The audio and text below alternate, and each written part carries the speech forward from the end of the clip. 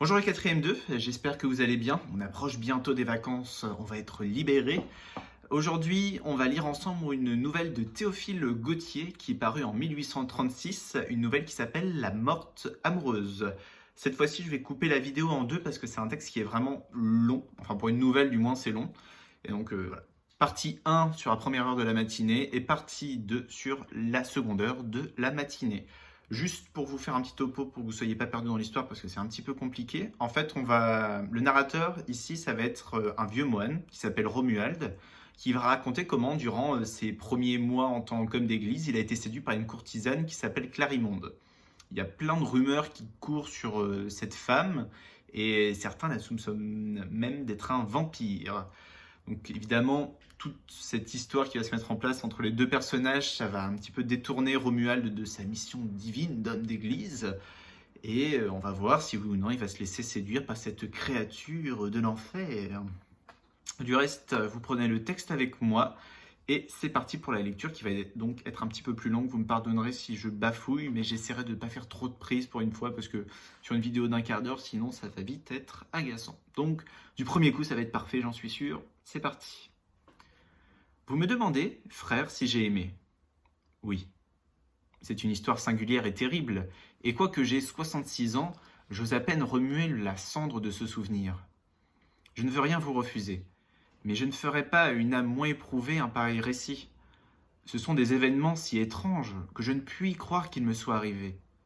J'ai été pendant plus de 3 ans le jouet d'une illusion singulière et diabolique.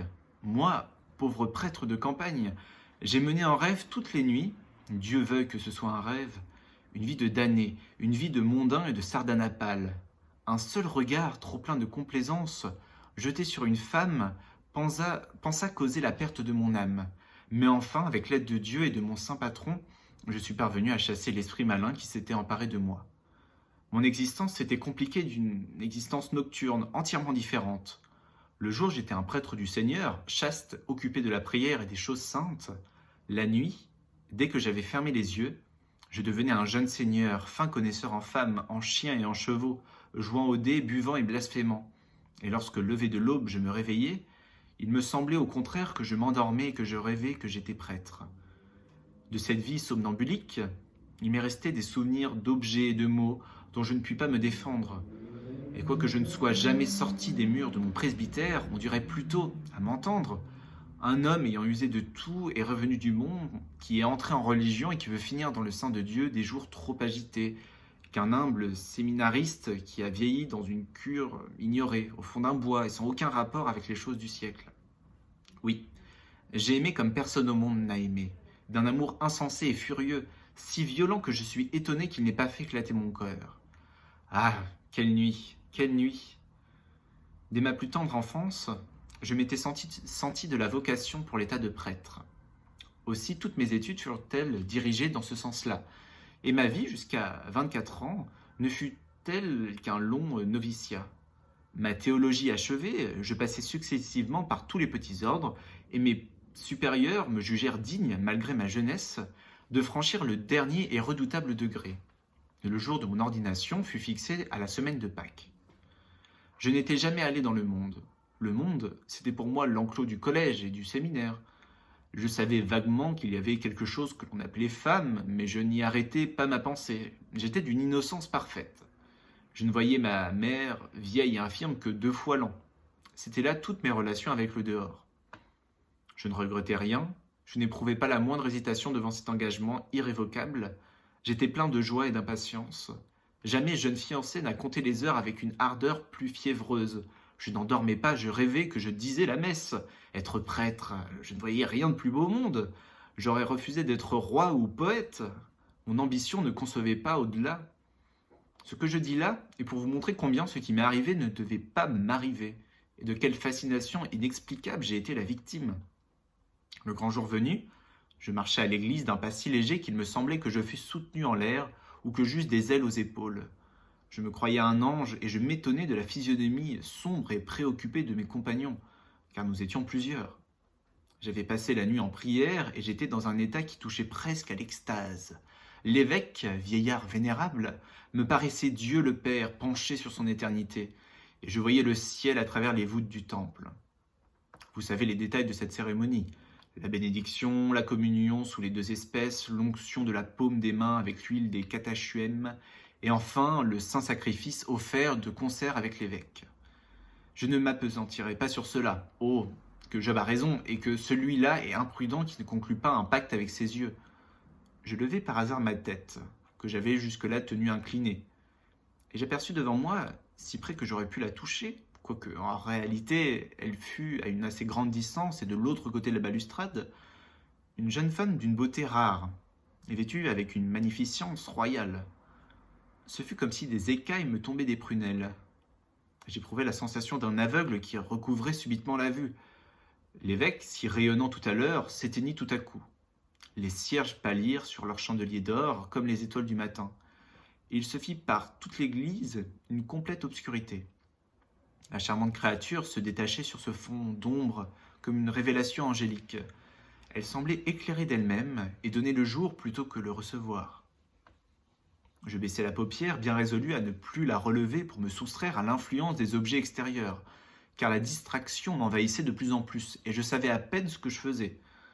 Une minute après, je rouvris les yeux, car à travers mes cils, je la voyais étincelante des couleurs du prisme, et dans une pénombre pourprée comme lorsqu'on regarde le soleil.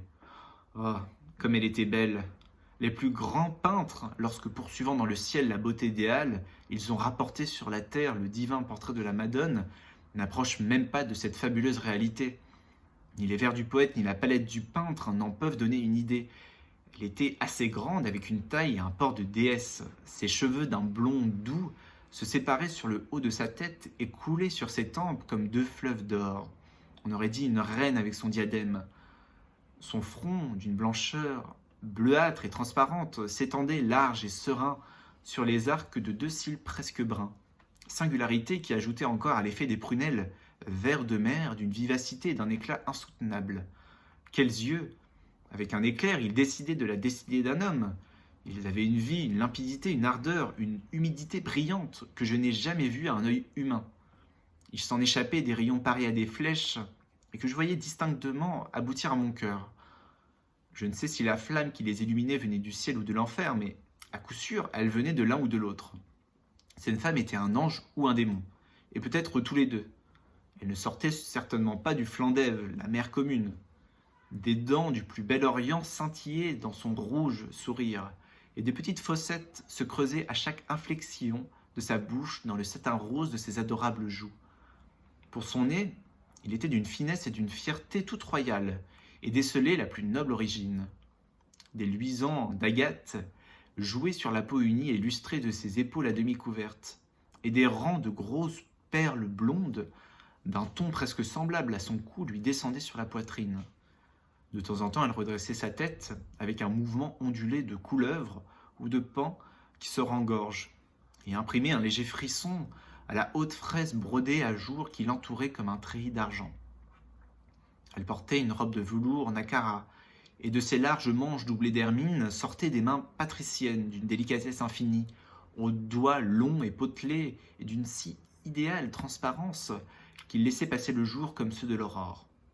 Tous ces détails me sont encore aussi présents que s'ils dataient d'hier, et quoique je fusse dans un trouble extrême, rien ne m'échappait. La plus grande nuance, le petit point noir au coin du menton, l'imperceptible duvet aux commissures des lèvres, la velouté du front, l'ombre tremblante des cils sur les joues, je saisissais tout avec une lucidité étonnante. À mesure que je la regardais, je sentais s'ouvrir dans moi des portes qui jusqu'alors avaient été fermées. Des soupiraux obstrués se débouchaient dans tous les sens et laissaient entrevoir des perspectives inconnues. La vie m'apparaissait sous un aspect tout autre. Je venais de naître à un nouvel ordre d'idées. Une angoisse effroyable me tenaillait le cœur. Chaque minute qui s'écoulait me semblait une seconde et un siècle. La cérémonie avançait cependant. J'étais emporté bien loin du monde dont mes désirs naissants assiégeaient furieusement l'entrée. Je dis oui cependant, lorsque je voulais dire non, lorsque tout en moi se révoltait et protestait contre la violence que ma langue faisait à mon âme. Une force occulte m'arrachait malgré moi les mots du gosier. C'était là peut-être ce qui fait que tant de jeunes filles marchent à l'autel avec la ferme résolution de refuser d'une manière éclatante l'époux qu'on leur impose, et que pas une seule n'exécute son projet. C'est là sans doute ce qui fait que tant de pauvres novices prennent le voile, quoique bien décidés à le déchirer en pièces au moment de prononcer leurs vœux. On ose causer un tel scandale devant tout le monde, ni tromper l'attente de tant de personnes. Toutes ces volontés, tous ces regards semblent peser sur vous comme une chape de plomb. Et puis les mesures sont si bien prises, tout est si bien réglé à l'avance, d'une façon si évidemment irrévocable, que la pensée cède au poids de la chose et s'affaisse complètement. Le regard de la belle inconnue changeait d'expression selon le progrès de la cérémonie. De tendre et caressant qu'il était d'abord, il prit un air de dédain et de mécontentement, comme de ne pas avoir été compris. Je fis un effort suffisant pour arracher une montagne, pour m'écrier que je ne voulais pas être prêtre. Mais je ne pus en venir à bout. Ma langue resta clouée à mon palais. Il me fut impossible de traduire ma volonté par le plus léger mouvement négatif. J'étais tout éveillé dans un état pareil à celui du cauchemar, où l'on veut crier un mot dont votre vie dépend, sans en pouvoir venir à bout. Elle parut sensible au martyre que j'éprouvais, et comme pour m'encourager, elle me lança une œillade pleine de divines promesses. Ses yeux étaient un poème dont chaque regard formait un chant. Elle me disait « Si tu veux être à moi, je te ferai plus heureux que Dieu lui-même dans son paradis. Les anges te jalouseront. Déchire ce funèbre linceul où tu vas t'envelopper. Je suis la beauté, je suis la jeunesse, je suis la vie. Viens à moi, nous serons l'amour. Que pourrait t'offrir Jéhovah pour compensation ? Notre existence coulera comme un rêve et ne sera qu'un baiser éternel. Répands le vin de ce calice et tu es libre. Je t'emmènerai vers les îles inconnues. Tu dormiras sur mon sein, dans un lit d'or massif et sous un pavillon d'argent, car je t'aime et je veux te prendre à ton Dieu, devant qui tant de nobles sœurs répandent des flots d'amour qui n'arrivent pas jusqu'à lui. Il me semblait entendre ces paroles sur un rythme d'une douceur infinie, comme son regard avait presque de la sonorité, et les phrases que ses yeux m'envoyaient retentissaient au fond de mon cœur, comme si une bouche invisible les eût soufflées dans mon âme. Je me sentais prêt à renoncer à Dieu, et cependant mon cœur accomplissait machinalement les formalités de la cérémonie. La belle me jeta un second coup d'œil si suppliant, si désespéré, que des lames acérées me traversèrent le cœur, que je me sentis plus de glaive dans la poitrine que la mer des douleurs. C'en était fait. J'étais prêtre. Jamais physionomie humaine ne peignit une angoisse aussi poignante. La jeune fille qui voit tomber son fiancé mort subitement à côté d'elle, la mère auprès du berceau vide de son enfant, Ève assise sur le seuil de la porte du paradis, l'avare qui trouve une pierre à la place de son trésor, le poète qui a laissé rouler dans le feu le manuscrit unique de son plus bel ouvrage, n'ont point un air plus atterré et plus inconsolable. Le sang abandonna complètement sa charmante figure, et elle devint d'une blancheur de marbre. Ses beaux bras tombèrent le long de son corps comme si les muscles en avaient été dénoués, et elle s'appuya contre un pilier, car ses jambes fléchissaient et se dérobaient sous elle. Pour moi, livide, le front inondé d'une sueur plus sanglante que celle du calvaire, je me dirigeais en chancelant vers la porte de l'église. J'étouffais. Les voûtes s'aplatissaient sur mes épaules, et il me semblait que ma tête soutenait seule tout le poids de la coupole. Comme j'allais franchir le seuil, une main s'empara brusquement de la mienne, une main de femme. Je n'en avais jamais touché. Elle était froide comme la peau d'un serpent et l'empreinte m'en resta brûlante comme la marque d'un fer rouge. C'était elle. « Malheureux, malheureux, qu'as-tu fait ?» me dit-elle à voix basse. Puis elle disparut dans la foule. Le vieil évêque passa, me regarda d'un air sévère. Je faisais la plus étrange contenance du monde. Je pâlissais, je rougissais, j'avais des éblouissements. Un de mes camarades eut pitié de moi. Il me prit et m'emmena. J'aurais été incapable de retrouver tout seul le chemin du séminaire. Au détour d'une rue, pendant que le jeune prêtre tournait la tête d'un autre côté, un page nègre bizarrement vêtu s'approcha de moi et me remit sans m'arrêter dans sa course un petit portefeuille à coins d'or ciselés, en me faisant signer de le cacher. Je le fis glisser dans ma manche et l'y tins jusqu'à ce que je fusse seul dans ma cellule. Je fis sauter le fermoir. Il n'y avait que 2 feuilles avec ces mots « Clarimonde, au palais Concini ». J'étais alors si peu au courant des choses de la vie que je ne connaissais pas Clarimonde, malgré sa célébrité, et que j'ignorais complètement où était situé le palais Concini. Je fis 1000 conjectures, plus extravagantes les unes que les autres, mais à la vérité, pourvu que je puisse la revoir, j'étais fort peu inquiet de ce qu'elle pouvait être, grande dame ou courtisane. Cet amour né tout à l'heure s'était indestructiblement enraciné. Je ne songeais même pas à essayer de l'arracher, tant je sentais que c'était la chose impossible. Cette femme s'était complètement emparée de moi. Un seul regard avait suffi pour me changer. Elle m'avait soufflé sa volonté, je ne vivais plus dans moi, mais dans elle et par elle. Je faisais mille extravagances, je baisais sur ma main la place qu'elle avait touchée, et je répétais son nom des heures entières. Je n'avais qu'à fermer les yeux pour la voir aussi distinctement que si elle eût été présente en réalité. Et je me redisais ces mots qu'elle m'avait dits sous le portail de l'église. « Malheureux, malheureux, qu'as-tu fait ?» Je comprenais toute l'horreur de ma situation, et les côtés funèbres et terribles de l'état que je venais d'embrasser se révélaient clairement à moi. Être prêtre, c'est-à-dire chaste, ne pas aimer, ne distinguer ni le sexe ni l'âge, se détourner de toute beauté, se crever les yeux, ramper sous l'ombre glaciale d'un cloître ou d'une église, ne voir que des mourants, veiller auprès des cadavres inconnus et porter soi-même son deuil sur sa soutane noire, de sorte que l'on peut faire de votre habit un drap pour votre cercueil. Et je sentais la vie monter en moi comme un lac intérieur qui s'enfle et qui déborde. Mon sang battait avec force dans mes artères. Ma jeunesse, si longtemps comprimée, éclatait tout d'un coup comme l'aloès qui met 100 ans à fleurir et qui éclot avec un coup de tonnerre. Comment faire pour revoir Clarimonde ? Je n'avais aucun prétexte pour sortir du séminaire, ne connaissant personne dans la ville. Je n'y devais même pas rester.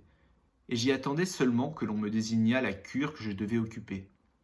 J'essayais de déceler les barreaux de la fenêtre, mais elle était à une hauteur effrayante et n'ayant pas d'échelle, il n'y fallait même pas penser. Et d'ailleurs, je ne pouvais descendre que la nuit. Et comment me serais-je conduit dans l'inextricable dédale des rues ? Toutes ces difficultés qui n'eussent été rien pour d'autres étaient immenses pour moi. Pauvre séminariste, amoureux d'hier, sans expérience, sans argent et sans habit. Ah, si je n'eusse pas été prêtre, j'aurais pu la voir tous les jours, j'aurais été son amant, son époux, me disais-je dans mon aveuglement. Au lieu d'être enveloppé dans mon triste suaire, j'aurais des habits de soie et de velours, des chaînes d'or, une épée et des plumes comme les beaux jeunes cavaliers. Mes cheveux, au lieu d'être désordonnés par une large tonsure, se joueraient autour de mon cou en boucles ondoyantes. J'aurais une belle moustache cirée, je serais un vaillant. Mais une heure passée devant un autel, quelques paroles, à peine articulées, me retranchaient à tout jamais du nombre des vivants. Et j'avais scellé moi-même la pierre de mon tombeau. J'avais poussé de ma main le verrou de ma prison. Je me mis à la fenêtre, le ciel était admirablement bleu. Les arbres avaient mis leurs robes de printemps. La nature faisait parade d'une joie ironique. La place était pleine de monde. Les uns allaient, les autres venaient, de jeunes muguets et de jeunes beautés, couple par couple, se dirigeaient du côté du jardin des tonnelles. Des compagnons passaient en chantant des refrains à boire. C'était un mouvement, une vie, un entrain, une gaieté qui faisait péniblement ressortir mon deuil et ma solitude. Une jeune mère, sur le pas de la porte, jouait avec son enfant.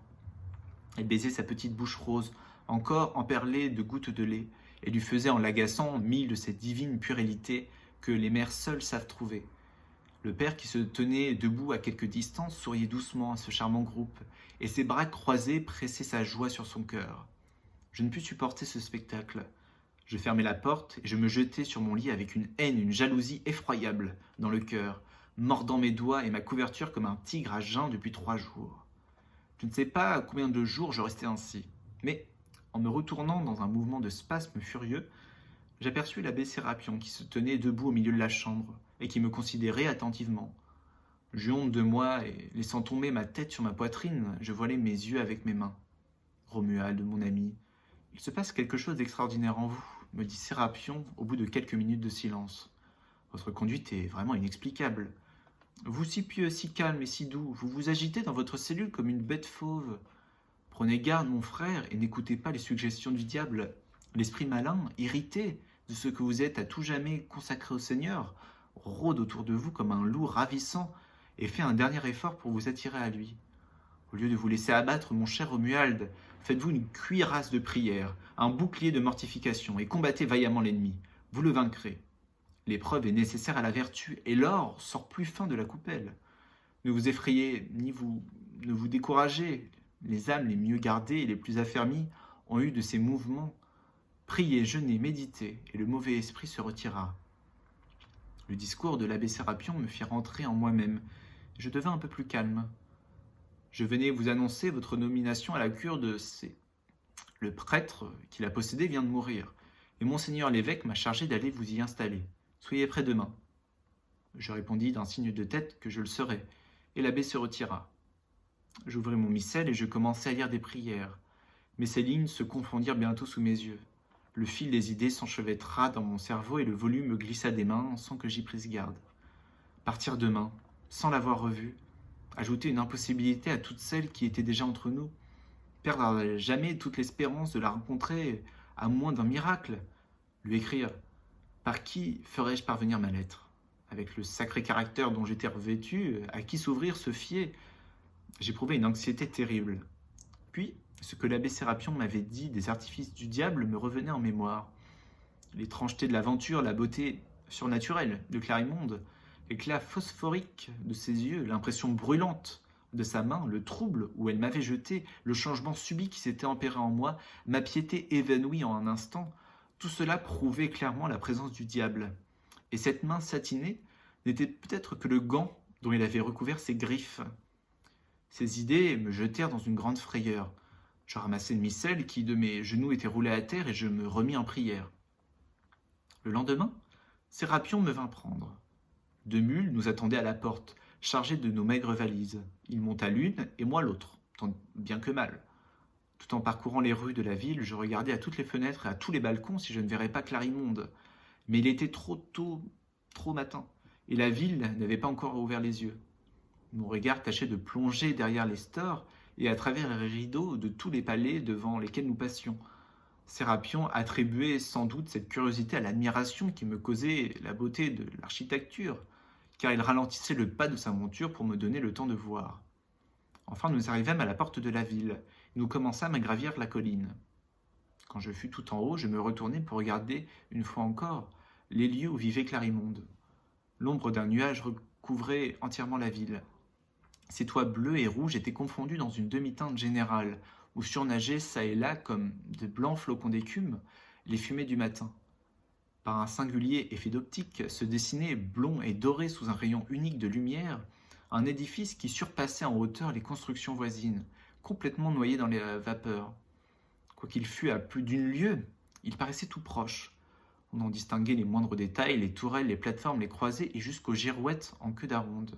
« Quel est donc ce palais que je vois tout là-bas éclairé d'un rayon de soleil ?» demandai-je à Sérapion. Il mit sa main au-dessus de ses yeux et ayant regardé, il me répondit. « C'est l'ancien palais que le prince Concini a donné à la courtisane Clarimonde. Il s'y passe d'épouvantables choses. En ce moment, je ne sais encore si c'est une réalité ou une illusion. Je crus voir y glisser sur la terrasse une forme svelte et blanche qui étincela une seconde et s'éteignit. C'était Clarimonde.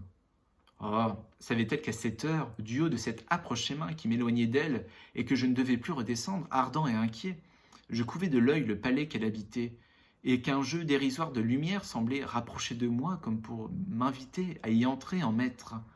Sans doute elle le savait, car son âme était trop sympathiquement liée à la mienne pour n'en point ressentir les moindres ébranlements. Et c'était ce sentiment qui l'avait poussé, encore enveloppé de ses voiles de nuit, à monter sur le haut de sa terrasse, dans la glaciale rosée du matin. L'ombre gagna le palais et ce ne fut plus qu'un océan immobile de toits et de combles où l'on ne distinguait rien qu'une ondulation montueuse. Sérapion toucha sa mule, dont la mienne prit aussitôt l'allure, et un coup du chemin me déroba pour toujours la ville de S, car je n'y devais pas revenir. Au bout de 3 journées de route, par des campagnes assez tristes, nous vîmes poindre à travers les arbres le coq du clocher de l'église que je devais desservir. Et après avoir suivi quelques rues tortueuses bordées de chaumières et de courtilles, nous nous trouvâmes devant la façade qui n'était pas d'une grande magnificence. Un porche orné de quelques nervures et 2 ou 3 piliers de grès grossièrement taillés, un toit en tuiles et des contreforts de même grès que les piliers, c'était tout. À gauche, le cimetière tout plein de hautes herbes, avec une grande croix de fer au milieu. À droite, et dans l'ombre de l'église, le presbytère. C'était une maison d'une simplicité extrême et d'une propreté aride. Nous entrâmes, quelques poules picotaient sur la terre de rares grains d'avoine, accoutumés apparemment à l'habit noir des ecclésiastiques. Ils ne s'effarouchaient point de notre présence et se dérangèrent à peine pour nous laisser passer. Un aboi éraillé et enroué se fit entendre, et nous vîmes accourir un vieux chien. C'était le chien de mon prédécesseur. Il avait l'œil terne, le poil gris et tous les symptômes de la plus haute vieillesse où puisse atteindre un chien. Je le flattai doucement de la main et il se mit aussitôt à marcher à côté de moi avec un air de satisfaction inexprimable. Une femme assez âgée et qui avait été la gouvernante de l'ancien curé vint aussi à notre rencontre et, après m'avoir fait entrer dans une salle basse, me demanda si mon intention était de la garder. Je lui répondis que je la garderais, elle et le chien, et aussi les poules, et tout le mobilier que son maître lui avait laissé à sa mort, ce qui la fit entrer dans un transport de joie. L'abbé Sérapion, lui ayant donné sur le champ le prix qu'elle en voulait. Mon installation faite, l'abbé Sérapion retourna au séminaire. Je demeurai donc seul et sans autre appui que moi-même. La pensée de Clarimonde recommença à m'obséder, et quelques efforts que je fisse pour la chasser, je n'y parvenais pas toujours. Un soir, en me promenant dans les allées bordées de buis de mon petit jardin, il me sembla voir à travers la charmille une forme de femme qui suivait tous ses mouvements, et entre les feuilles étincelaient les deux prunelles vert de mer. Mais ce n'était qu'une illusion. Et ayant passé de l'autre côté de l'allée, je n'y trouvai rien qu'une trace de pied sur le sable, si petit qu'on eût dit à un pied d'enfant. Le jardin était entouré de murailles très hautes, j'en visitais tous les coins et recoins, il n'y avait personne. Je n'ai jamais pu m'expliquer cette circonstance qui, du reste, n'était rien à côté des étranges choses qui me devaient arriver. Je vivais ainsi depuis 1 an, emplissant avec exactitude tous les devoirs de mon état, priant, jeûnant, exhortant et secourant les malades, faisant l'aumône jusqu'à me retrancher les nécessités les plus indispensables. Mais je sentais au-dedans de moi une aridité extrême, et les sources de la grâce m'étaient fermées. Je ne jouissais pas de ce bonheur que donne l'accomplissement d'une sainte mission. Mon idée était ailleurs, et les paroles de Clarimonde me revenaient souvent sur les lèvres comme une espèce de refrain involontaire. Oh frère, méditez bien ceci. Pour avoir levé une seule fois le regard sur une femme, pour une faute en apparence si légère, j'ai éprouvé pendant plusieurs années les plus misérables agitations. Ma vie a été troublée à tout jamais. Je m'arrête là pour cette première partie. Je continue pour moi juste après. Pour vous, vous pouvez choisir quand est-ce que vous répartissez la vidéo. Si vous avez des questions de vocabulaire ou quoi que ce soit, n'hésitez pas à les poser en commentaire. Et pour ce qui est des commentaires, je les réserve justement pour la deuxième partie, une fois qu'on aura lu toute l'œuvre. À bientôt, bye!